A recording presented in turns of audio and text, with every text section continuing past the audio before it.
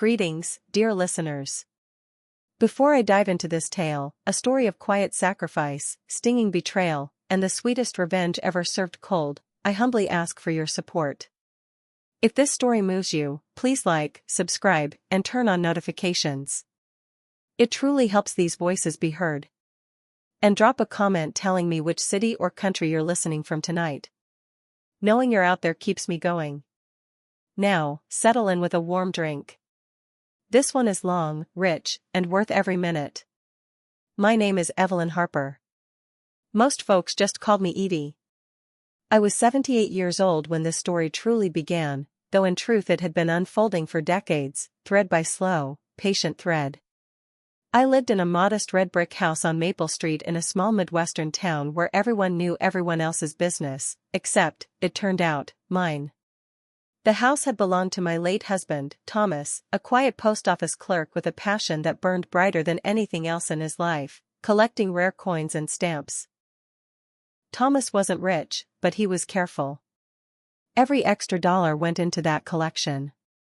Mercury dimes, Buffalo nickels, Walking Liberty half dollars, Keydate Morgan silver dollars, pristine first day covers, inverted jennies, Zeppelin stamps, things I barely understood but respected because they made his eyes shine. When he passed 15 years ago from a sudden heart attack, he left me the house, paid off, a small pension, and that massive black iron floor safe bolted into the concrete of the basement floor. Inside, his life's work. Worth, according to the last appraisal 10 years earlier, well over $500,000. Evie, he'd said on his last good day, holding my hand, this is for Daniel. When he's ready. When he settles down. Promise me you'll keep it safe for our boy. I promised. Daniel was our only child. Bright, charming, always the center of attention. But even as a boy he had a restless streak, borrowing money he never paid back, chasing dreams that evaporated like morning mist. After college he bounced from job to job, real estate license, insurance sales, crypto trading, a failed food truck. Each time he came home with those big blue eyes and that sheepish grin, needing just a little help to get over the hump, Mom. And each time I helped. I wore the same winter coat for 12 years. I bought day-old bread and store-brand everything. I skipped the dentist when my molar cracked because the collection had to stay intact. For Daniel. Always for Daniel. He was 42 when the cruise happened. He showed up one rainy March evening, soaked, carrying nothing but a duffel bag and that familiar hangdog look. Mom, I'm in a bind. The market tanked. I lost almost everything.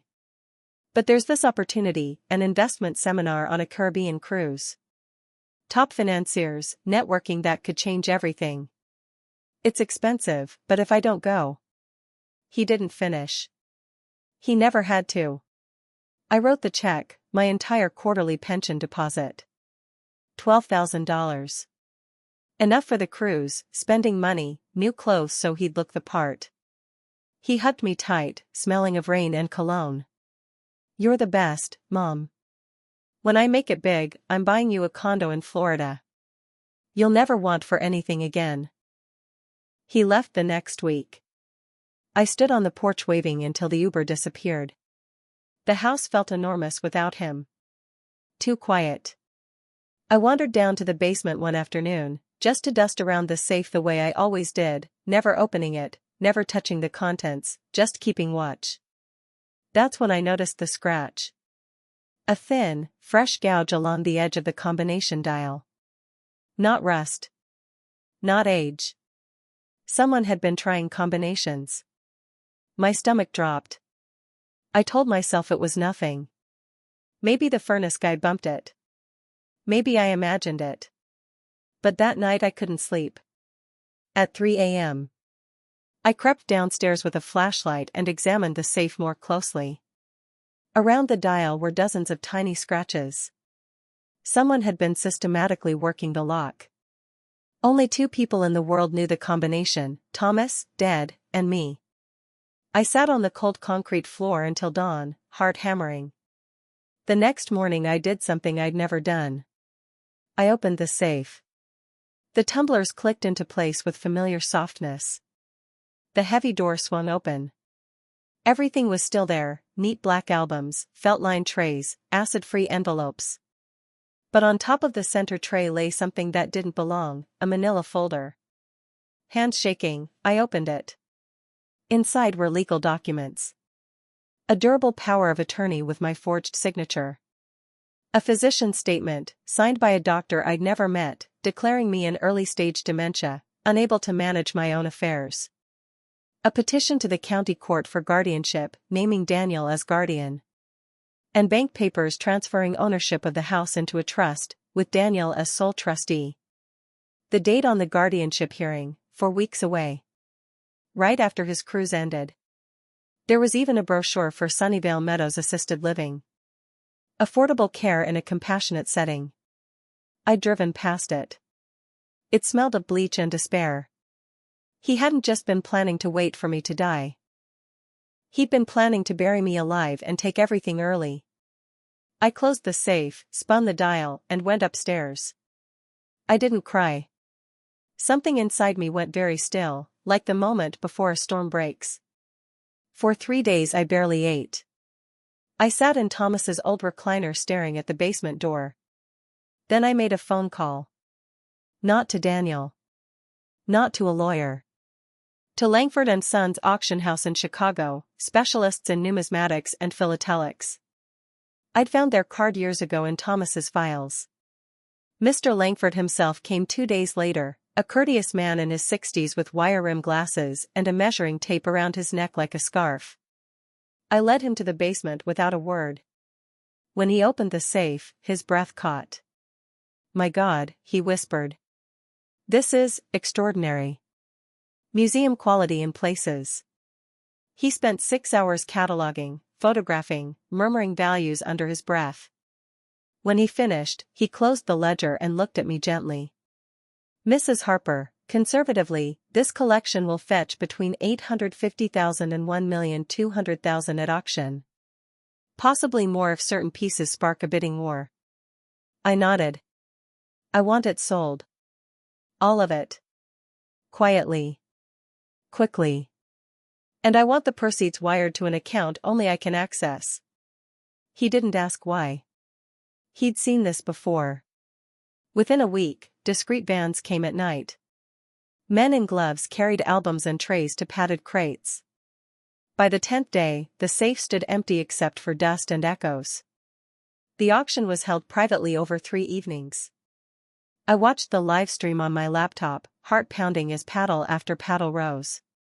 When the final gavel fell, the total, after fees, was $1,142,000.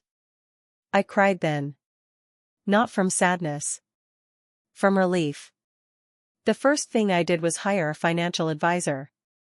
We set up trusts, annuities, investments, things that would keep me comfortable for the rest of my life and beyond Daniel's reach. The second thing I did was go shopping. Not at the discount grocery where I'd bought dented cans for decades. I went to the city. To the specialty markets with marble counters and soft lighting. I bought Italian truffles as big as walnuts. Beluga caviar in blue tins. Aged Parmigiano Reggiano wheels. Iberico ham sliced paper thin. Artisanal chocolates from Belgium. Cases of vintage Bordeaux and Champagne, Dom Perignon, Krug, wines Thomas, and I could never have dreamed of. I filled the pantry floor to ceiling. I filled the new wine refrigerator in the dining room.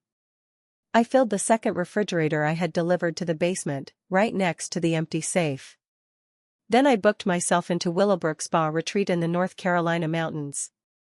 A full month. Private cottage, daily massages, thermal pools, gourmet meals included.